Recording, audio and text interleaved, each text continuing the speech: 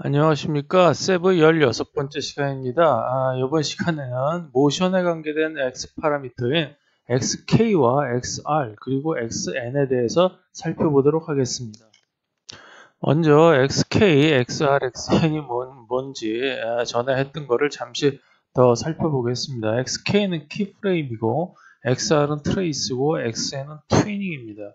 XK는 여기서 보시다시피 이렇게 주로 이제 중요한 그 프레임에 이렇게 키 프레임을 설정을 하는데 그거를 이제 XK라고 그러고요. 그 어떤 물체가 어떤 그 트레이스 궤적을 쫓아가는데 그걸 XR이라고 그러고요. 그 다음에 키 프레임 사이를 이렇게 메워 넣는 거 그거를 이제 트위닝이라고 그럽니다. 그래서 모션은 그게 이제 글로벌 좌표상의 물체 모션, 이건 독립적으로 이제 움직이는 물체죠. 그 다음에 로컬 좌표상의 파트 모션으로 나뉜다고 써 있습니다.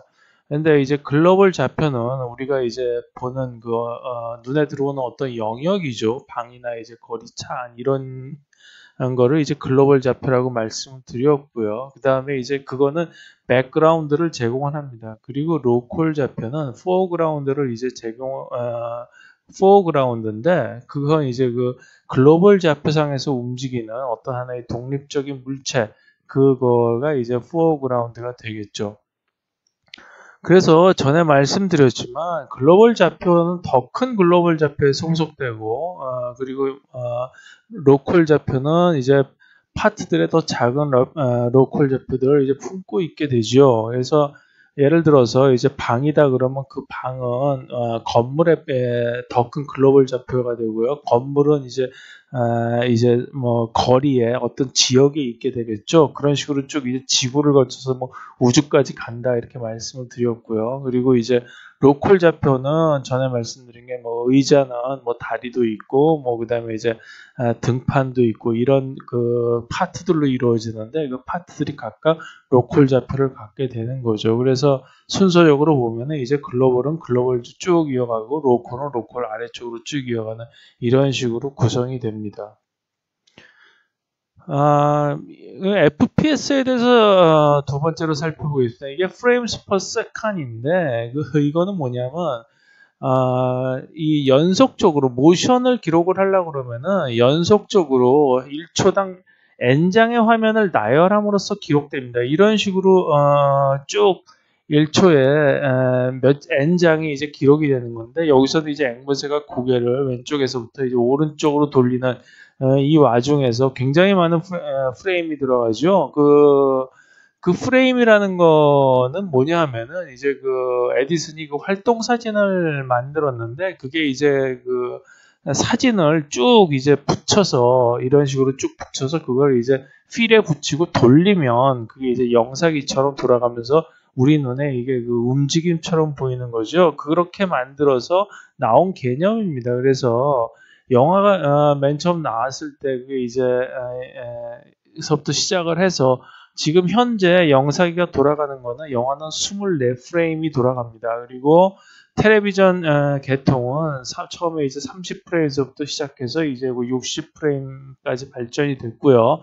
그 다음에 이제 컴퓨터 모니터 같은 경우에는 현재는 뭐 144프레임 정도까지도 있고 이렇습니다. 그래서 예를 들어서 이게 이 60프레임과 30프레임의 이제 차이는 이제 이렇게 되는데 이거를 30프레임이라고 하면은 60프레임이라는 거는 그게 두 배가 이렇게 들어가게 돼서 좀 더 자연스러운 그러한 동작을 보이게 됩니다. 그래서 프레임이 뭐 많으면 많을수록 좋겠죠. 근데 그렇게 되면은 아무래도 비용이 더 많이 들어가기 때문에 보통 그 영화에서는 이제 24프레임, TV에서는 30프레임 계열을 쓰고 있습니다. 그래서 모션에 이제 물체하고 이제 파트가 이제 어떤 식으로 움직이는가를 한번 살펴볼 텐데요. 이제 독립물체의 모션은 글로벌 좌표상에서 이제 속성값, XP, XO, 뭐 카메라 등의 이제 속성값들을 가지고 나타내는데요. 이제 여기서 거리에 따른 크기의 변화는 따질 필요가 없습니다. 즉 XD죠. XD는 필요 없는데 왜냐하면은 모션을 이제 모델링을 한다는 거는 뭐냐면은 화면에서 비친 모습이 아니고, 즉 멀리 볼 때하고 가까이 볼 때하고 상관없이 그 자체에 대한 어떤 물체의 공간상의 물체 추적이기 때문입니다. 그래서 물체 추적은 여기서 보시면 이제 사람을 이 하나의 독립적인 물체죠. 그거를 이제 이렇게 원통형으로 이제 모델링을 했습니다. 그러니까 물체라는 거는 이 원통이 어떻게 움직이느냐, 여기서 거리가 이렇게 거리의 위치가 바뀌죠. 그 위치가 원통 자체가 위치가 바뀌는 것, 그 속성이 이제 그 모델이 물체가 움직이는 그 모델이 되겠고요. 그 다음에 이제 파트들은 뭐냐면은 이 몸통 안에서 움직일 때마다 이 안에 있는 그 파트들인 팔, 다리, 이제 머리들이 다 이제 모양이 바뀌죠. 이렇게 그러기 때문에 그 파트들이 바뀌는 것 자체가 이제 그 파트 모션입니다. 그래서 이제 파트 모션하고 물체 모션은 이제 다르죠. 약간 차이가 있습니다. 물체 모션은 이제 독립적으로 움직일 수가 있는 반면에 파트 모션은 아무래도 팔다리는 몸통에 붙어 있으니까 이게 자유롭지는 않고 거기서 이제 왔다 갔다 하는 그런 정도 수준으로만 돼서 약간의 좀 이제 기술 방법이 좀 다릅니다. 그래서 그리고 이제 물체의 모션 축은 물체 생성 시의 기준 축과는 다르다. 그러니까 이거를 생성할 때는 이제 원통형으로 쭉 뽑아서 이제 익스트루드로 이렇게 뽑아서 만들었지만 보통 이 모션이 될 때는 여기 앞에 이 원통이 앞쪽으로 나아가는 방향, 그거를 가지고 따져야 하기 때문에 제가 이제 설명을 편하게 드리기 위해서 생각한 게 여기 바디캠입니다. 그러니까 지금 원통에 바디캠을 달아서 그 바디캠을 앞쪽으로 해가지고 움직이는 거를 보면은 물체의 움직임을 편하게 디스크라이브 할 수 있겠다. 이렇게 생각을 해서 이제 바디캠을 생각을 한 거고요. 카메라 자체는 전에도 말씀드렸지만 원래는 카메라는 2차원이죠. 그래서 이제 오른쪽 가로축이 X축이고 아래쪽이 이제 Y축이고, 그리고 이제 가상의 이제 디스턴스 축을 나타내는 Z축이 있다고 말씀을 드렸습니다. 그래서 그러면 이제 모션 방향과 바디캠에 대해서 이제 관계를 한번 좀 살펴보겠습니다. 원래 이 XKRN이라는 파라미터는 여기서 저희가 만든 게 아니고 만화 영화를 제작해서부터 이제 시작이 됐습니다. 그래서 보통 만화 영화를 만들 때는 주요 장면만 하나를 이제 만화를 이렇게 그리면은 이제 그 중간중간은 이제 좀 단가가 싼 그런 사람들이 이제 그려서 메워 넣는 그런 방식으로 이제 만화 영화가 만들어졌었는데 그래서 이제 주요 장면들을 그리는 거를 그 주요 장면을 이제 키프레임이라고 그럽니다. 그래서 키프레임은 뭐냐 하면은 모션에서 부드러운 전환의 시작점과 끝점을 나타내는 프레임이다. 즉 그냥 아무런 생각 없이 그 중간에서 그냥 이렇게 쭉 이렇게 중간을 메워 넣는, 그냥 없어도 사실은 모션에서 별로 불편함이 없지만 그게 없으면은 이렇게 슬라이드식으로 탁탁 이렇게 보여주는, 좀 가만히 있다 또 탁 보여주고 가만히 있다 탁 보여주고 이런 식으로 되기 때문에 이건 이제는 영화라고 볼 수가 없죠. 그래서 그 중간을 자연스럽게 메꿔 넣는 그런 거가 이제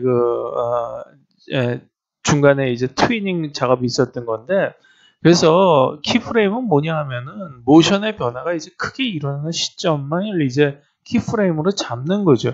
트레이스는 아까 나비 날아가는 것처럼 물체가 움직인 궤적이고요. 트위닝은 이제 두 개의 이제 키프레임 사이를 부드럽게 어떻게 메꿔 넣느냐. 근데 이제 트위닝 같은 경우는 보면은 왜 나왔냐 하면은 예를 들어서 공이 튀기는 마루에 튀기는 것 같은 거를 보면은 이제 이 튀길 때는 이제 튀기는 순간은 좀 속도가 좀 빠르다가 이제 쭉 이제 위쪽으로 고점으로 올라가게 되면 좀 느려지죠. 이제 힘이 빠지면서. 그러니까 이제 중간을 메워 넣는 경우도 뭐냐면 이제 좀 약간 좀 빠른 경우하고 느린 경우하고 이제 좀 차이가 있습니다. 그래서 이제 그거를 이제 좀 고려를 해서 자연스러운 이 움직임이 되도록. 그러니까 공이 튀길 때 전부 똑같은 속도로 튀기게 되면은 사람이 보기에 좀 약간 어색할 겁니다. 공이 뭐 위쪽으로 가서도 그냥 막 뭐 미사일처럼 막 이렇게 올라가네 막 이런 느낌을 받을 거기 때문에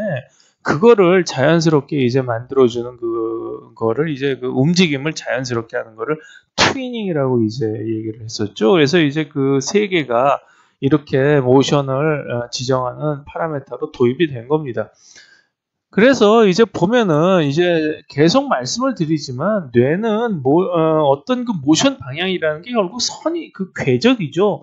궤적이라는 거는 3차원 공간에서 따지기가 어렵다고 말씀드렸죠. 그래서 항상 3차원 공간의 궤적은 그거를 평면으로 나눌 수 있는 그런 그 평면 구간으로 나눈 다음에 그 평면에서 어떤 2차원 선의 궤적을 담는 그리는 거가 X 파라미터의 기본입니다. 그래서 여기서 보시면은 이제 이게 이 다리를 건너뛰는 어떤 이런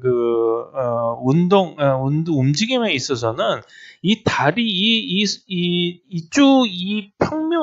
평면에서 이걸 평면이라고 볼 수가 있기 때문에 이 평면상에서 그러면은 어떤 식의 궤적이 그려질 거냐라는 거를 이제 이렇게 궤적을 볼 수가 있는데요. 그래가지고 이거를 3차원 궤적을 이제 다 평면이라는 걸 도입을 해서 2차원 궤적으로 바꿉니다. 그래서 2차원 궤적이라는 게 이렇게 여기 다리를 옆에서 보는 이 평면 이걸로 정했고요.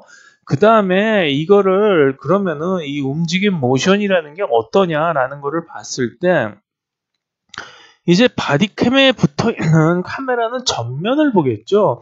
전면이라는 거는 이쪽 방향입니다. 그러니까 이쪽 방향을 보면서 갈 때 얘가 위로 올라가느냐 아니면은 아래로 내려가느냐라는 것만 이 평면에서는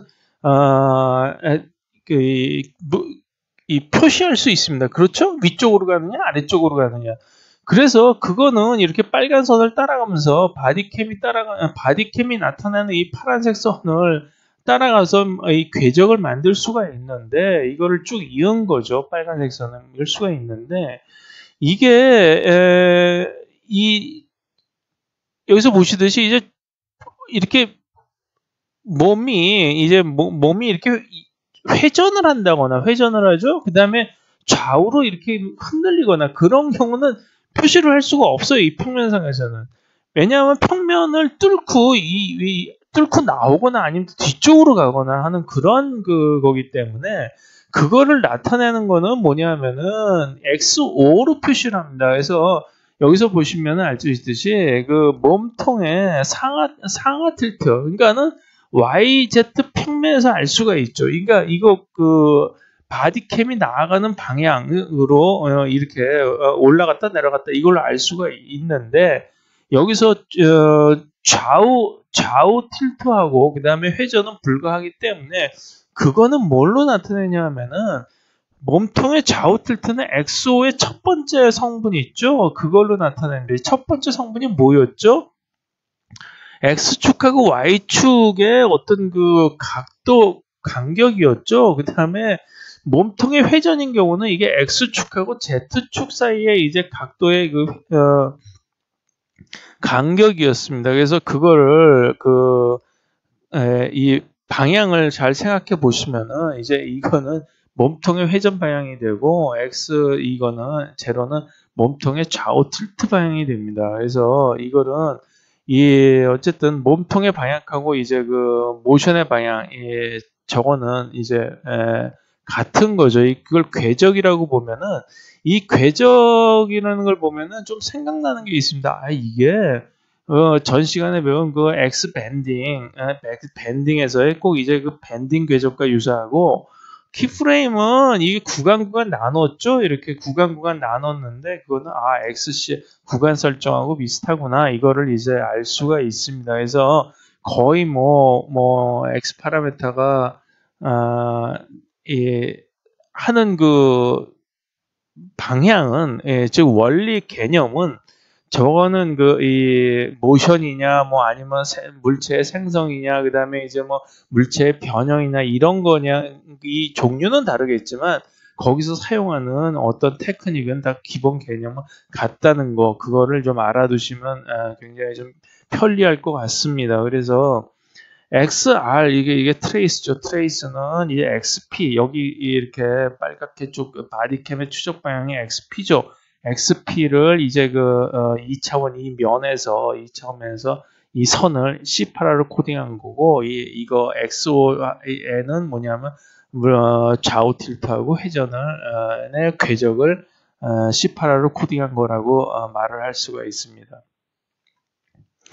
그런데 이제 한 가지 더 생각을 해야 될 거가 뭐냐 하면은 모션의 속도죠. 그래서 여기서는 이제 뛰는 거 준비를 할 때는 속도가 이제 느리죠. 느린 동작을 하다가 여기서 휙 뛸 때는 이제 굉장히 빠르게 뜁니다. 그리고 이제 착지하고 나서부터는 또 이제 속도가 느려지는데 여기서 이거를 이제 이쪽에서 카메라로 쭉 찍고 있다고 한번 생각을 해보죠. 그러면은 이쪽이 속도가 느린 경우에서는 계속 이렇게 프레임이 계속 지나갈 겁니다. 그러니까 이제 프레임 사이의 간격이 넓어지죠. 이렇게 넓어지고 빠른 구간에서는 이제 촘촘히 이렇게 동작들이 위치하는 것을 알 수가 있고요. 그 다음에 착지 후에는 이제 다시 느려지니까 이제 프레임 간격이 이제 다시 또 이제 느려집니다. 그래서 속도라는 거를 보시면은 이제 보면은 프레임 개수, 즉 여기서 프레임 사이의 프레임 개수하고 여기서 이제 여기 XP의 위치가 얼마나 움직였느냐. 이 XP의 거리는 여기서부터 여기까지가 아닙니다. 이거는 프레임 개수고 XP의 사이의 거리는 여기서부터 여기까지죠. 그러니까 프레임은 굉장히 느린 구간에서는 프레임은 굉장히 많아지는데 거리는 짧은 그런 거가 이제 느린 구간이 되는 거죠. 빠른 구간은 물론 반대로 되는 거고요.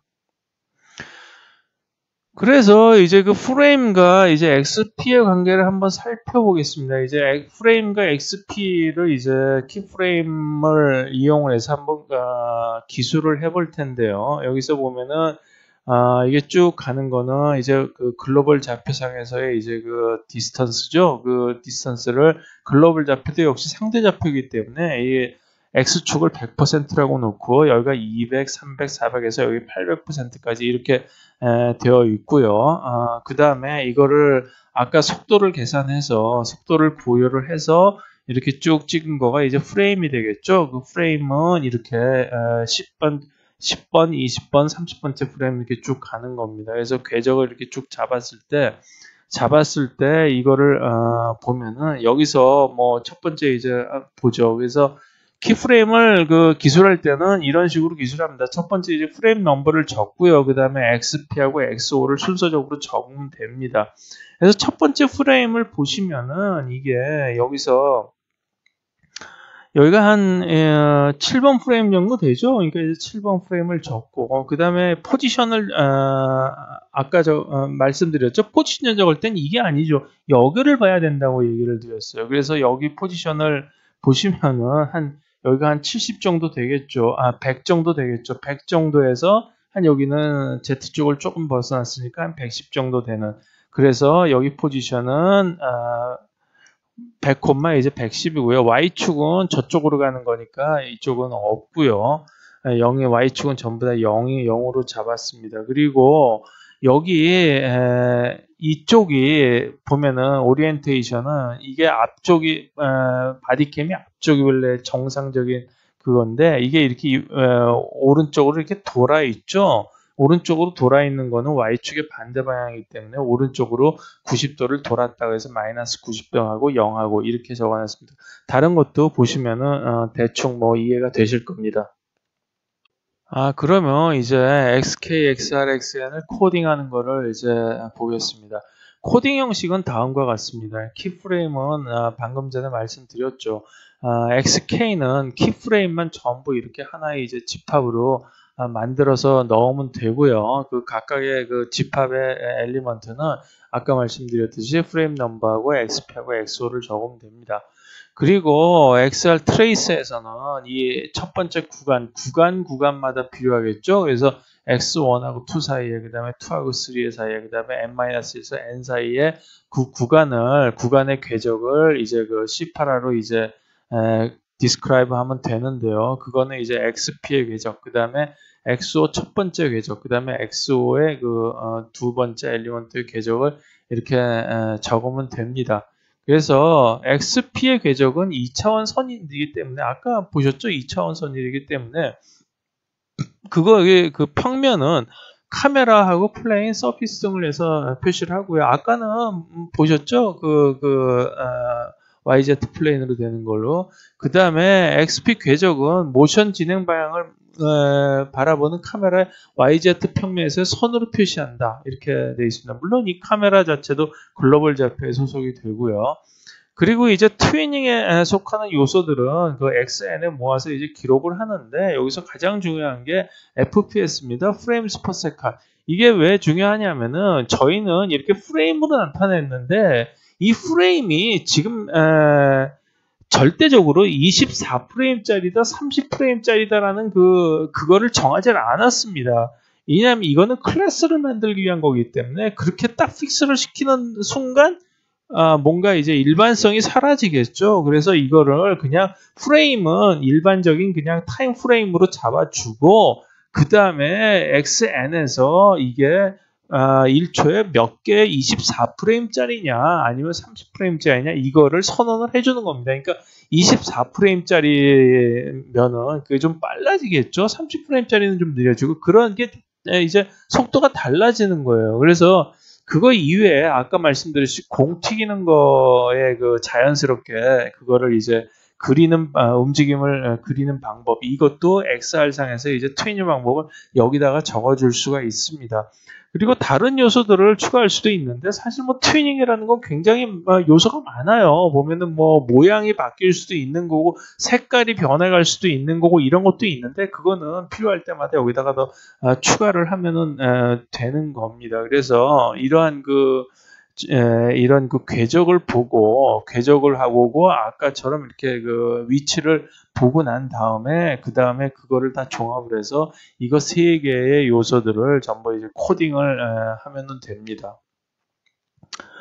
그래서 이제 클래스를 만들었으면 그거를 이제 그 DTW라는 게 이제 필요한 건데 이게 지금까지 이제 그 XKRN을 가지고 클래스를 만들었죠. 하나의 그 모션을 보면은 그거를 이제 클래스로 저장을 할 수가 있습니다. 그래서 그 클래스로 저장한 거가 그 다음에 이제 모션을 보면서 이게 이거하고 맞는 모션인가 아닌가를 따져야 되겠죠. 그래서 비교 매칭을 해야 되는데 비교 매칭은 지금 현재 들어오는 그 입력의 어떤 모션 패턴하고 기존에 이미 가지고 있었던 그 모션 패턴을 두 개를 이제 컨볼루션이라고 그러는데 비교를 하는 겁니다. 두 개를 이제 딱 패턴을 두 개를 이렇게 꼭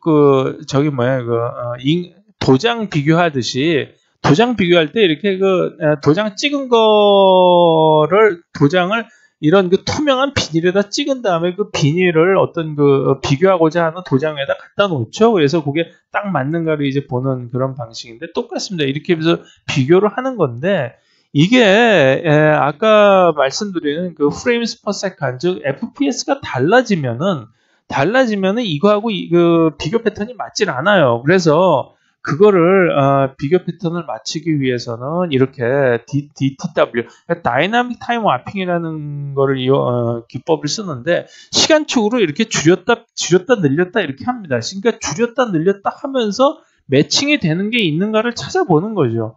그래서 매칭이 되는 게 나타나면은 이거는 패턴이 맞는구나 이렇게 판단을 하는 겁니다. 그래서 이 패턴이 다를 경우는 아무리 시간적으로 이렇게 줄였다 늘렸다고 하더라도 맞질 않아요. 그렇기 때문에 이거를 이런 식으로 신축과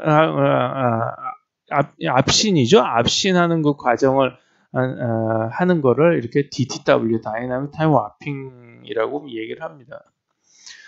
이 DTW는 꼭 이제 그 클래스에서만 적용되는 게 아니고, 아까 우리가 말씀드렸듯이 이게 하나의 우리는 보면은 이게 사람이구나를 알지만, 기계가 이거를 사람이구나, 이게 물체구나, 하나의 독립된 물체구나라는 거를 판단하기 위해서는 이렇게 여기도 물체가 물체가 가까이서 보면 커지고 멀리서 보면 작아지니까 이 바운더리를 이렇게 설정을 해야 됩니다. 여기가 이제 하나의 물체다, 이렇게.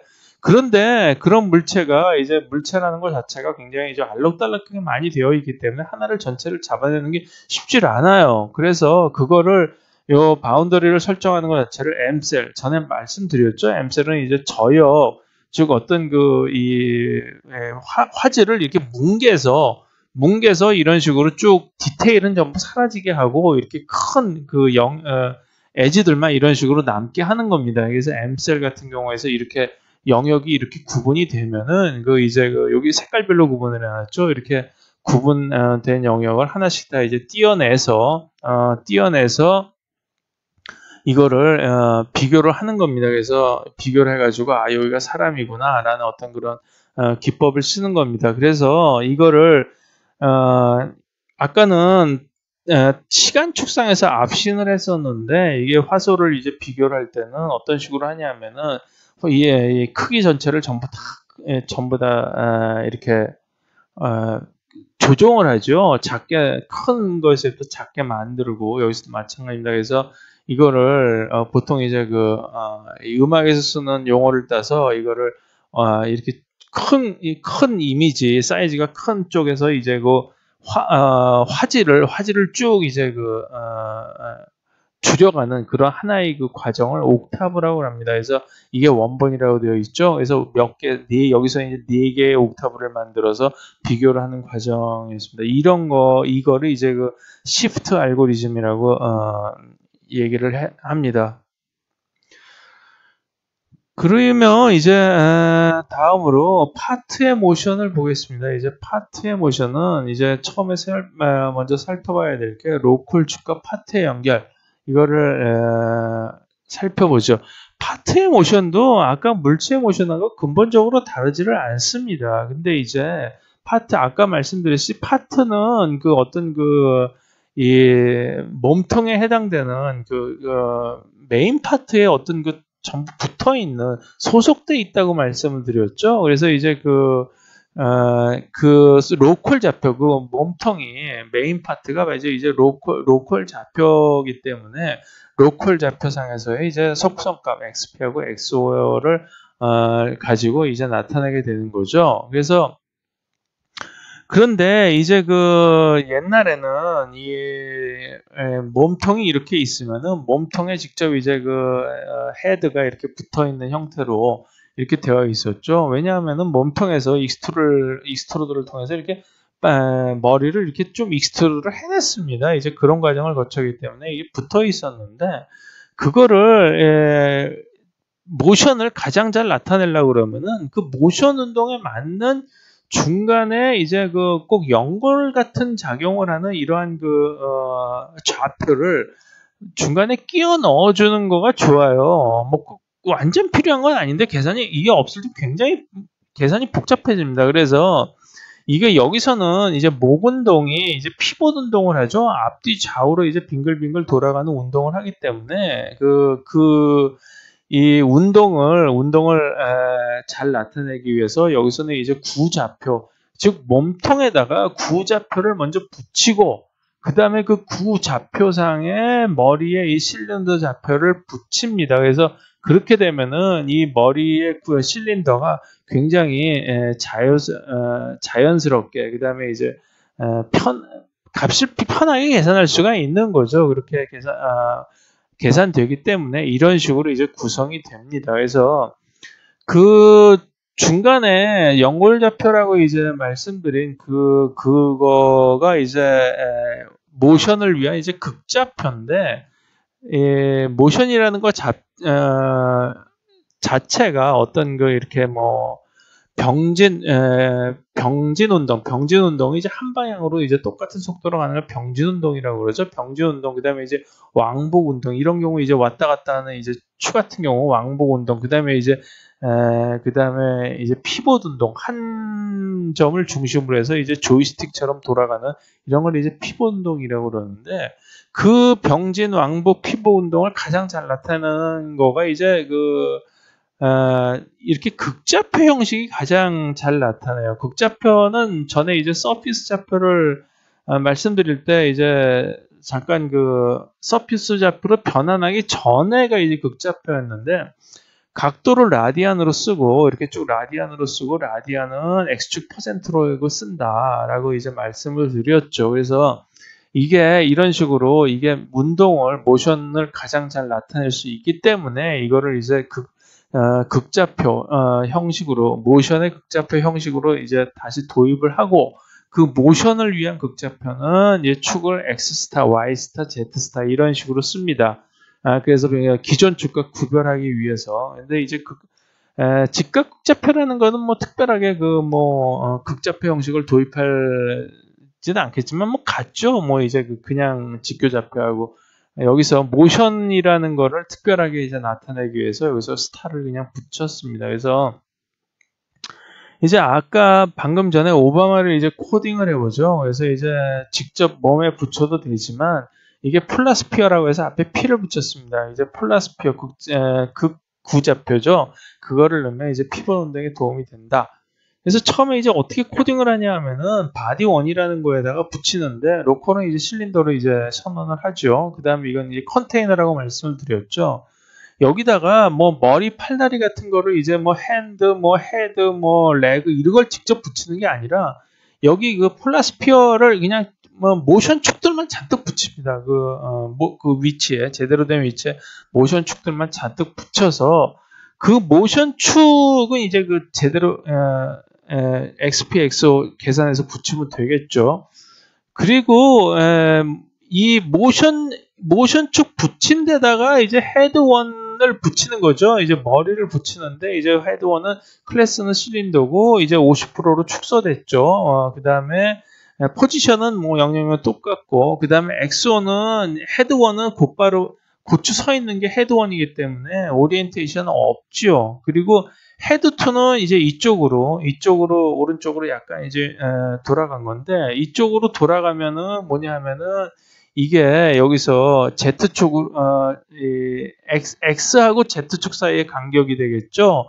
그런데 이쪽으로 방향이 이제 이쪽으로 들어갔기 때문에 위쪽으로 올라가는 게 플러스인데 아래쪽으로 내려갔기 때문에 여기서 마이너스 10도 이런 식으로 적으면 된다는 거죠. 그래서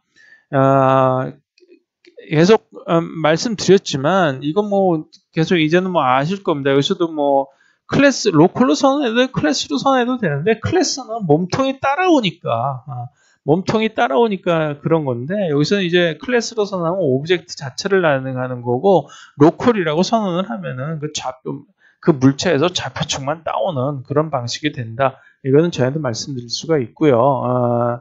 그렇게 해서 이제 연골 좌표를 붙이는 거를 이제 생각을 해왔습니다. 그래서 연골 좌표를 붙이면은 왜 좋으냐, 이걸 한번 장점을 이제 생각을 해보죠. 그래서 여기서 보시면은 이렇게 여기서 팔이 이렇게 움직이는 경우를 생각을 해보겠습니다. 그래서 팔이 움직이는 경우를 보시면은 여기서 원래 몸통의 기준 좌표는 이게 몸통의 기준 좌표죠. 근데 팔이 이제 움직이면은 이거를 기준으로 해서 여기서 이제 앞쪽 팔이 움직이는 경우를 보겠습니다. 앞쪽 팔이 움직이는 경우의 기준은 뭐냐면 이제 위쪽 팔, 상부 부분의 위쪽 팔이 기준이에요.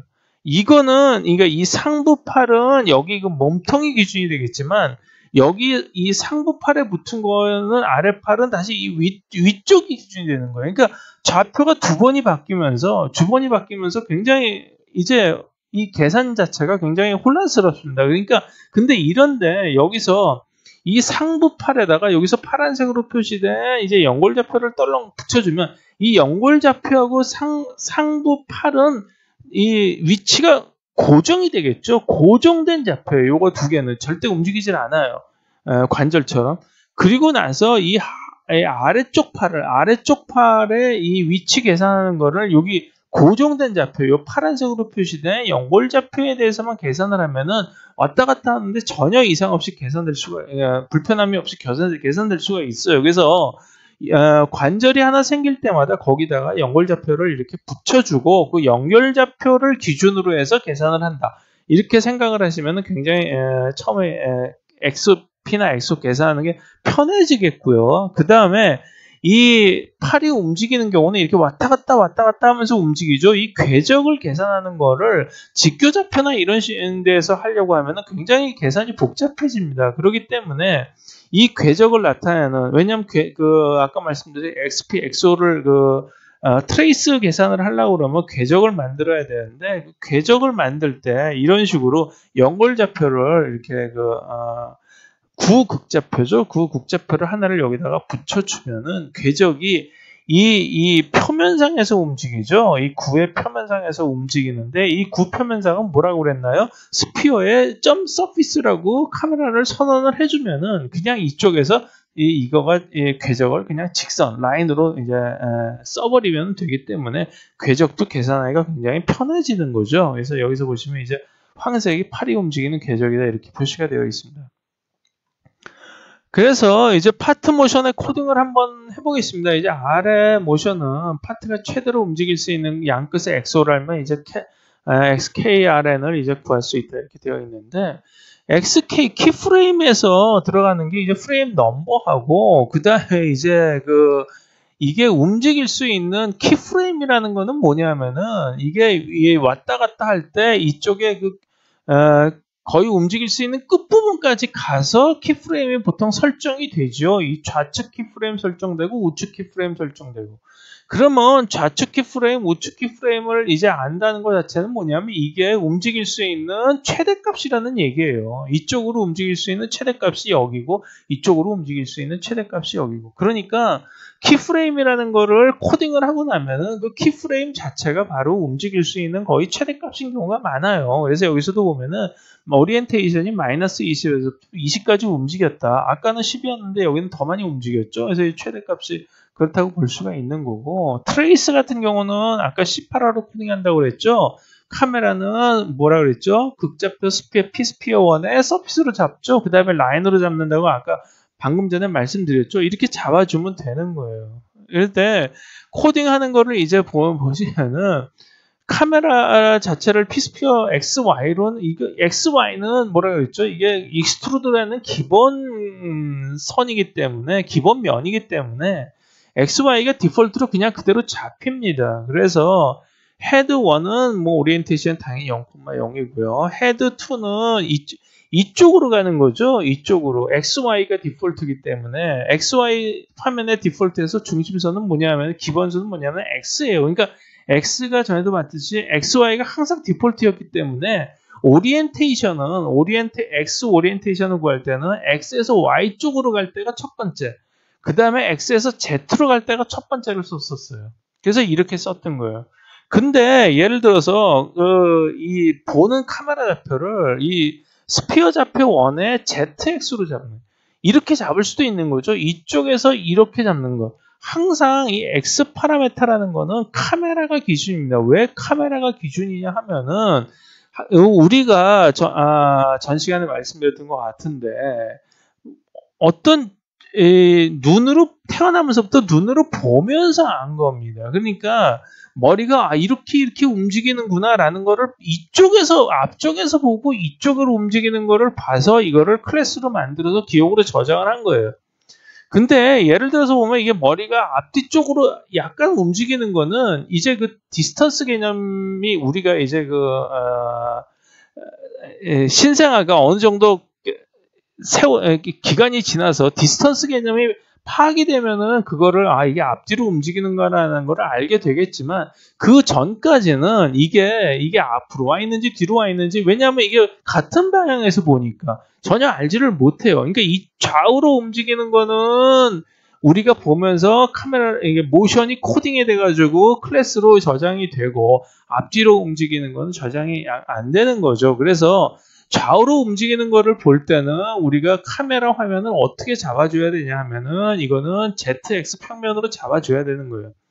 그러니까 이거는 X 파라미터라는 거는 우리가 계속 말씀드렸지만 우리가 그 자라면서 우리가 눈으로 파악되고 스스로 보면서 물체의 움직임이나 형체를 보고 자기가 스스로 클래스를 잡는 그거를 똑같이 시뮬레이션 즉 하는 그 똑같이 따라가는 쫓아가는 방식으로 디자인이 되었기 때문에 이런 식으로 앞쪽에서 봤을 때 좌우 왔다 갔다 하는 것을 볼 수 있다. 그래서 항상 우리가 뭔가 궤적이나 선을 잡을 때는 항상 평면부터 잡아야 되는 거예요. 왜냐하면 카메라 자체가 2차원 평면밖에는 볼 수가 없기 때문에 이게 굉장히 중요한 겁니다. 보통의 수학적으로 기술하는 방법하고 달라요. 물론 이거를 이제 좀 더 자세하게는 다음 편에 이제 개념 설명에서 자세하게 말씀을 드리겠습니다.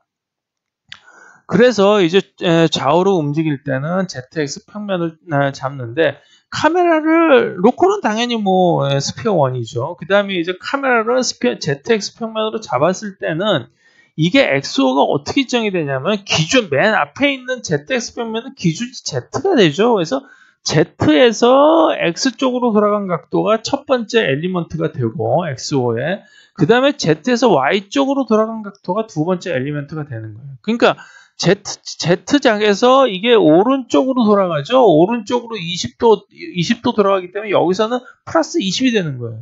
여기서는 마이너스 이 반대편으로 돌아가기 때문에 마이너스 20이 되고. 그러니까 여기서는 이게 기준은 X, Y로 잡았을 때는 이제 뒤쪽에서 마이너스 20, 20이 되지만 이거는 이게 ZX로 잡았을 때는 플러스 20, 마이너스 10이 된다. 이거를 알아두시면 될 것 같고요. 그 다음에 이제 옆모습을 보시면은 아까 말씀드렸듯이 옆모습을 클래스로 만들었을 때 맨 처음의 기준은 어떻게 되죠? 옆으로 봤을 때 이게 이렇게 앞뒤로 이렇게 움직이는구나. 그거를 이제 벌써 클래스를 만든 거예요. 그러니까 똑같은데 단지 여기서 보면은 축을 어떻게 잡아야 되냐면 옆모습으로 볼 때는 여기서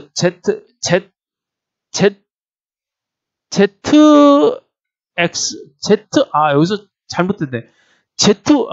이걸 그대로 카피하다 보니까 그대로 따는데 이게 ZY입니다. ZY. 그죠? 그래서, YZ입니다.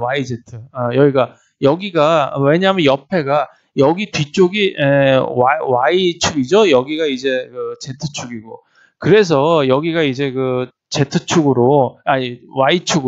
Y축하고 Z축의 평면으로 잡아야 돼요. 그래서 YZ, 이게 잘못됐습니다. YZ로 잡아줘야 돼요. 그래서 여기는 써있죠. P서비스를 YZ로 잡은 경우, 여기는 제대로 쓰고 여기가 그냥 그대로 카피가 됐네요. 죄송합니다. YZ로 잡은 경우는 뭐냐면은 여기 이 X 오리엔테이션은 Y가 이제 Z축으로 돌아간 각도하고 Y축으로 돌아간 각도. X, Y, Z 순으로 돌아가기 때문에 항상 순서는 Y가 나오면 Z가 나오고 그 다음에 남는 거가 X, Y가 남아서 Y에서 X 이렇게 들어가게 됩니다. 그렇게 따지면 이게 이쪽으로 움직이니까 여기서는 20도만큼 움직이고 마이너스 20도만큼 움직여야 되겠죠. 근데 이게 여기서 이제 보시면은 아까 말씀드렸듯이 XY가 디폴트로 잡힌 경우에는 앞뒤로 움직이는 거 구분이 안 되기 때문에 이걸로는 구분이 안 돼요. 그래서 구분이 안 된다고 이렇게 표시를 한 거죠. 그래서 모션이라는 거는 항상 보면은 구분이 되는 쪽으로 그렇게 평면을 잡아서 아까는 뭘로 잡았죠? 바디캠 쪽으로 잡았죠. 그래서 이제 그거를 이제 바디캠을 도입한 건데 그쪽으로 움직인다라는 거를 이제 알아두시면 될 것 같아요. 그러면 이제 키프레임의 선정을 보겠습니다. 선정 기준은 뭐냐면은 뭐 이제 거의 다 나왔는데 굉장히 이제 진짜 키프레임은 키가 되는 프레임이죠. 그러니까 어떤 모션이 크게 바뀌는 그런 이제 그거를 이제 키프레임으로 계속 잡은 거고요. 그다음에 이 중간에서 계속 이 파트들의 움직임은 계속 움직이는데 이거는 이제 세세한 움직임은 이거하고는 무관한 겁니다. 그래서 무관했을 때 여기서는 이제 사람이 움직이는 이제 관절 부분만 이렇게 쭉 나타내는데 이것만 쭉 보더라도 파트의 움직임이죠. 이것만 보더라도 이거 사람 걷는 거다. 우리는 이게 알 수가 있어요. 왜냐하면 관절이라는 게 다 움직이고 그 관절이라는 것 자체가 어떠한 키프레임의 그 요소가 되기 때문에 이렇게 알 수 있는 거예요. 근데 이거는 물체가 예를 들어서 보면은 이 물체 움직임하고 다른 게 이게 뛸 때도 이렇게 걸을 때도 이렇게 움직이고 팔다리는 이게 제자리 걸음을 해도 이렇게 움직여요. 그렇기 때문에 이거하고 이거는 전혀 상관이 없죠. 그래서 물체의 움직임을 나타날 때는 이렇게 그냥 직접 몸통만 나타내는 이런 식으로 나타내고 이거를 이제 타임 프레임에서 보면은 이게 보통 저작 도구상에 이런 식으로 표시를 타임 프레임을 표시를 합니다. 그래서 보면은 이렇게 쭉 이어지는 게 여기서부터 키프레임이 여기서부터 두 개가 지정이 되어 있죠. 여기 키프레임 두 개를 지정을 해가지고 여기부터 여기까지를 하나의 궤적으로 트레이스로 나타낸 경우라고 볼 수가 있는데 그럴 때는 이제 오브젝트가 있고 그다음에 여기서 보시면은 여기서 또 여기 화면을 구성하는 엘리먼트들이 다 나와 있죠. 이거는 이제 로드고 여기 있는 거는 그 바다고 여기는 이제 스카이 이제 하늘이고 이렇게 해서 여기에 바닷가에 있는 이 로드에서 여기서 쭉 걸어가는 이런 뛰어가는 여기서는 뛰어가는 거겠네. 그거를 보실 수가 있는데 여기서 이제 그 파트들의 움직임은 이제 이게 다르게 이런 식으로 팔다리가 다 다르게 움직이는 여기서 파트들은 어떻게 되어 있죠? 바디가 몸이 있고 그 다음에 헤드가 있고 암이 있고 레그가 있고 이게 모션들이 다 각각 있는데 여기서 바디는 뭐 여기서 쭉 가니까 바디는 하나도 움직인 게 없죠. 그냥 이제 똑같은 모양으로 이렇게 쭉 갔습니다. 그러니까 여기서 키프레임이 없죠. 그 다음에 헤드도 똑같이 갔어요. 그러니까 앞만 보고 간 거죠. 근데 팔다리들은 다르죠. 팔다리들이 움직이 이렇게 달라지기 때문에 팔다리들은 이렇게 왕복 운동을 하는 거죠. 그 왕복 운동에 아까 그 머리처럼 이쪽 끝으로 갔을 때고 이쪽 끝으로 앞쪽으로 왔을 때하고 뒤쪽으로 왔을 때는 양쪽에 키프레임으로 잡아줘야 됩니다. 그래서 이거는 키프레임이 이렇게 중간중간에 다 잡혔어요. 여기서 잡아 있는 게 보이죠? 까맣게 표시된 게. 그러니까 이 키프레임을 잡은 게 이 모션을 뜻하는 겁니다. 여기 중간을 이제 트레이스하고 이제 트위닝으로 이제 메꿔줘야 되겠죠. 그래서 이거를 이제 아까도 말씀드렸듯이 이거를 이제 XC하고 이 중간의 궤적을 메워주면 되기 때문에 꼭 이게 XC 같은 역할을 한다. 이 중간에 키프레임 이렇게 말씀을 드릴 수가 있습니다. 그래서 병진 운동 같은 경우를 볼 때는 제가 이제 그 박스를 접는 경우를 이제 여기다가 예를 들어놨는데 뭐 병진 운동은 이제 일정 방향으로 일정 속도로 움직이는 거를 얘기를 해요. 이제 박스 접을 때도 마찬가지인데 이게 박스 접을 때는 이렇게 이게 옆으로 이제 하나씩 탁탁 움직이게 되죠. 박스를 하나 접을 때마다 그거를 키프레임으로 선언한다. 아주 확실한 키프레임이죠. 그렇게 해서 키프레임이라는 거를 박스가 다 잡을 때까지 전부 키프레임을 이제 적어놨는데 이게 이제 뭐 코딩하면 굉장히 복잡하겠죠. 그래서 이제 그림으로 표시를 해놨습니다. XK는 이제 각각의 접는 모양이 바뀔 때마다 키프레임을 전부 이렇게 적어 놓으면 되는 건데 첫 번째 키프레임은 전부 다 펼쳐져 있는 상태가 되는 거고요. 그 다음에 거기서 이제 XP하고 XO를 적으면 되는 거고 그 다음에 N2 번째에서는 이게 여기서 보시면은 이쪽을 접었죠. 여기 이렇게 오른쪽으로 접은 상태입니다. 이 접은 상태고 그 다음에 이제 여기서는 다시 이제 요거를 이제 접으려고 하는 거죠. 이렇게 싹 올리는 상태. 요거 상태를 XP하고 XO로 코딩을 하시면 되고요. 이게 다 접은 상태는 이런 식으로 다 접었다 해서 이거를 이제 XP, XO로 코딩을 하면 됩니다. 쭉 이거를 얘가 그런 거예요. 이거를 쭉 어떻게 접는가를 누가 처음에 이제 가면 시범을 보여주겠죠. 그 시범을 보여주는 거를 머릿속에 저장을 해야 되는데 그 저장하는 거를 어떻게 저장하느냐 클래스로 저장할 때 이렇게 저장을 해야 된다는 겁니다. 이거를 요거 적고 요거 적고 요거 적고를 전부 그 키프레임으로 그거를 설정을 하고 그 사이에서의 이제 그 트위닝을 하는 것도 이제 기억을 해야 되고요. 그 다음에 그 상태에서의 XP, XO를 다 이제 기억을 해야 되는 거죠. 그래서 그거를 이제 이런 식으로 만든다 이렇게 말씀을 드릴 수가 있고요. 그 다음에 이제 왕복 운동하고 회전 운동 같은 경우는 이것도 뭐 간단합니다. 왕복 운동 이 경첩 같은 경우 예를 들어놨는데 이게 펼친 경우죠. 이게 접었을 때예요. 그러니까 여기서 왔다 갔다 하는 거죠. 그래서 이거가 이제 아까 그 팔다리 운동하고 목의 운동하고 똑같은 경우인데 키프레임 두 개면은 이게 설정이 돼요. 왔다 갔다는 이게 전부 중간은 트위닝으로 메꿔줄 수가 있으니까. 그러니까 이게 여기서 이 펼쳐진 거 하나, 그 다음에 이제 더 접혀진 거 하나. 그거에 XP, XO를 가지고 이렇게 클래스를 만들어서 기억을 하면 된다는 겁니다. 회전운동 같은 경우는 이제 조심해야 될 거가 뭐냐면은 회전운동은 이제 키프레임을 잡을 때 이게 이 돌아가는 횟수가 절대 이게 180도를 넘어가면 안 돼요. 그러니까 180도를 넘어가면은 여기서부터 키프레임 하나 잡고 이제 중간에 키프레임을 하나 잡았어요. 그래서 여기서부터 여기까지를 이제 쭉 메꿔주면 되는데 이게 180도를 넘어가면은 이렇게 되죠. 그러니까 여기서 이렇게 키프레임이 오면은 여기서부터 이렇게 돌아가서 여기까지 돌아가죠. 여기까지 돌아가서 다시 이렇게 가게 되는데, 그러니까 프로펠러가 이제 오른쪽으로 도는 것처럼 보여지는데, 여기 중간에 그 키프레임을 생략을 하고 여기서부터 이거 두 개를 딱 적어주면은 이 궤적이 이쪽으로 갔는지, 그쵸? 여기서 이쪽으로 갔는지를 알 수가 없어요. 그래서 이게 굉장히 회전이 빠른 경우, 여기 써있죠. 헬기 날개하고 자동차 바퀴가 거꾸로 도는 것 같은 느낄 때가 그런 경우입니다. 즉, 이 궤적이 이쪽으로 잡히는 거예요. 그래가지고 이게 너무 빨라가지고 180도 이상에 돌아버리면 궤적이 이쪽으로 잡히기 때문에 이쪽으로 도는 것처럼 보이지 않고 순간적으로 이쪽 거꾸로 도는 것처럼 보이는 거예요. 궤적이. 그래서 이거를 할 때는 잘 잡아줘야 돼요. 물론 뭐 컴퓨터는 그런 일이 없을 겁니다. 굉장히 빠르게 잡아주면 되는 거니까. 근데 사람은 이거 잡는 게 이제 한계가 있는 거죠. 이제 생리학적으로. 그래서 그게 이제 거꾸로 도는 것처럼 보이는 경우가 생기는 겁니다.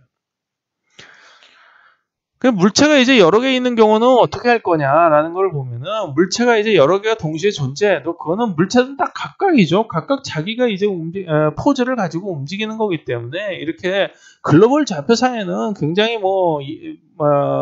물체가 굉장히 많습니다. 이제 10개의 물체가 이제 쭉 있는데 여기서 이제 얘는 이제 물체의 모션으로 쭉 이제 가는 거죠. 근데 물체의 모션으로 갈 때 이거를 보통 이제 저작 도구를 보면은 이게 어떤 식으로 되냐면 여기 물체를 따닥 클릭을 하면은 나머지 그 물체들이 다 지워지면서 그러니까 이게 흐리게 처리되면서 이 물체에서의 파트들이 쫙쫙 나타나게 돼요. 그 다음에 이스케이프를 좀 다시 돌아가고 그래서 그런 식으로 돌아가서 보면은 예를 들어서 보면 오브젝트 1을 따닥 더블 클릭을 했다고 치죠. 그러면은 이게 타임라인이 바뀌면서 이 화면으로 바뀌게 돼요. 이 화면으로 바뀌면 이 물체의 파트들이 나타나는데 바디, 헤드, 암, 레그 그렇게 나타나게 되죠. 그래서 여기서 다시 얘의 파트들의 움직임을 디파인할 수가 있어요. 그리고 여기 얘하고 오브젝트 1하고 2하고의 파트 움직임 다를 수가 있죠. 그래서 이것도 오브젝트 2를 또 더블 클릭을 하면 일로 넘어가서 얘의 파트들을 디파인을 하고요. 또 얘를 합쳐합니다. 그렇기 때문에 이 파트들의 이 오브젝트가 10개가 있어도 이 전체들의 파트들의 그 움직임은 다 각각 독립적으로 그렇게 다 디스크라이브를 할 수가 있다. 이거를 이제 말씀드리려고 이거를 이제 적어 놓은 겁니다. 그리고 이제 마지막으로 보시면은 이제 글로벌 좌표, 로컬 좌표가 있는데 카메라 패닝이라는 게 있습니다. 이건 많이 보실 텐데 그거 달리기 할 때 특히 이제 패닝이 많이 일어나죠. 올림픽 마라톤 같은 거 할 때도 옆으로 계속 뛰면서 이제 카메라가 쫓아갑니다. 그래서 여기서는 이제 우주선이 이제 쭉 가는 거를 나타냈는데 우주선이 왼쪽으로 이동을 하죠. 그러니까 근데 카메라가 이제 우주선을 쫓아가면은 보면은 여기서 이제 왼쪽으로 쫓아가면서 여기서 지금 우주선의 좌표는 전부 똑같아요. 이 카메라 좌표로 화면상에서 보면은 전부 300,150이에요. 여기서 300,150, 300,150. 근데 배경이 바뀌죠. 배경이 전부 반대 방향으로 움직이는 거예요. 그래서 이거 전체 그러면 글로벌 좌표는 뭐냐? 글로벌 좌표는 물론 당연히 도시죠, 도시. 도시 전체가 글로벌 좌표로 잡혀 있는 거예요. 어떤 하나의 구역적인 이제 도시가 되겠죠. 그런데 글로벌 좌표는 이거에 지금 현재 글로벌 좌표는 500,200이라고 가정을 해보죠. 그리고 여기서 50만큼 이동을 했어요. 그럼 여기 오면은 왼쪽으로 이만큼이 왔으니까 여기서의 이 우주선의 글로벌 좌표는 450,200, 즉 50을 뺀 거가 될 겁니다. 450,200. 그러고 얘기는 뭐냐면 카메라 자체가 왼쪽으로 50만큼 계속 이동을 해가면은 여기서 글로벌 좌표는 여기서 X 쪽으로 가는 거니까 마이너스 50을 이제 빼줘야 된다. 그래서 이 값이 나오는 거죠. 패닝이라는 거는 보면 좌우 패닝이에요. 아래 위로 카메라가 움직이는 거는 패닝이라고 그러지 않습니다. 보통 우리가 얘기를 할 때 이 아래 위로 움직이는 거는 이제 스크롤이라고 얘기를 하죠. 컴퓨터에서 이제 그래서 이제 그걸 스크롤이라고 얘기를 합니다. 그래서 일단 이거 잡을 때 계속 450이 될 거죠. 이거는 뭐가 되겠어요? 글로벌 좌표는 400이 되겠죠. 400,200. 이거는 350,200. 이거는 300,200. 이렇게 될 겁니다. 계속 쭉 빼줘야 되는 거예요. 그래서 글로벌 좌표가 이제 왼쪽에 센터가 왼쪽에 선언되어 있다고 할 때 왼쪽에 있다고 할 때 이 글로벌 좌표는 카메라가 왼쪽으로 움직일 땐 빼주고 또 반대쪽으로 움직이면 더해줘야 되겠죠. 이제 이동거리 더해줘야 되는 거예요. 그래서 그거는 뭐냐면은 카메라가 움직인 거리를 대신 움직인 거죠. 이게 대신 움직인 거를 빼거나 더해줘야 된다. 카메라 패닝 할 때는 그거를 이제 말씀드리는 겁니다. 카메라는 뭐였죠? 로컬 좌표였어요. 그것도 하나의 물체이기 때문에. 그래서 그거는 카메라 좌표는 X 프라임, X 다시가 아니에요. 그러니까 그냥 X, Y, Z예요. 그런데 카메라 화면이 계속 바뀌기 때문에 이거를 X1, Y1, Z1 좌표, 이거 X2, Y2, Z2 좌표 이렇게 숫자를 붙여가지고 나타낸 겁니다. 자, XK, XR, XR을 정리를 해보겠습니다. 모션은 크게 글로벌 좌표상의 물체 모션하고 그 다음에 로컬 좌표상의 파트 모션으로 나뉜다고 말씀드렸죠. 전자는 이거는 글로벌 좌표상의 물체 모션은 자기가 지금 보고 있는 영역, 방거리, 차 아니다. 그러니까 물체가 그 영역 내에서 물체가 자유롭게 움직이는 경우고 후자는 이제 로컬 좌표상에서 이제 파트의 한 부분이 고정되어 있는 경우라고 말씀드렸죠. 독립물체의 모션은 글로벌 좌표상에서 속성값으로 나타내고 그 다음에 XP는 물체의 궤적, 그 다음에 XO는 이제 아까 설명드렸듯이 좌우 틸트하고 물체 회전을 이제 나타내게 되는데 이거의 궤적을 트레이스에다가 적어 놓으면 됩니다. XK는 이제 모션이 크게 바뀌는 프레임을 키프레임이라고 얘기를 하고요. 그거의 폼에서 프레임 넘버를 적고 XP, XO로 기술하면 되고요. 그 사이의 궤적은 C8R로 코딩해서 트레이스에다 적습니다. 그 다음에 X에는 트위닝 속성을 나타내는데 가장 중요한 게 이제 FPS 프레임 퍼 세컨이고요. 그리고 관절에는 연골좌표 붙인다고 그랬죠. 그 다음에 카메라 패닝은 카메라 움직임 보상해줘야 된다고 말씀을 드렸습니다. 그래서 지금까지 이제 XKRN을 설명을 드렸는데 이것으로 X 파라메타의 12개 파라메타의 설명을 다 마치도록 하겠습니다. 그래서 다음 번에는 이제 X 파라메타의 이제 마지막 시간으로 X 파라메타가 많이 좀 헷갈리셨을 거예요. 특히 카메라라는 거에 대한 개념이 정확하게 들어오지 않으면 힘들기 때문에 X 파라메타의 그 로컬 개념, 클래스 개념, 카메라 개념을 마지막으로 다시 정리를 하고 이거를 맨 처음부터 설명을 들어갈 수가 없는 게 이 개념이 처음에 이해가 되지 않아요. 그렇기 때문에 이 X 파라메타 12개를 다 설명을 하고 난 다음에 이제 이 개념을 말씀을 드리면 그래서 그랬었구나 라는 거를 이제 아시게 될 겁니다. 그래서 이제 X 파라로 클래스를 만들면 클래스가 어떻게 정의가 되죠? 그러니까 X 파라로 정의가 되죠. 그래서 클래스를 만들고 나면은 이제 그 클래스를 가지고 지금 현재 들어오고 있는 입력된 거 물체하고 이제 비교하고 이제 인식을 하게 되죠. 그 물체 인식에 대해서 이제 설명을 드리겠습니다. 지금까지 경청해 주셔서 감사드립니다.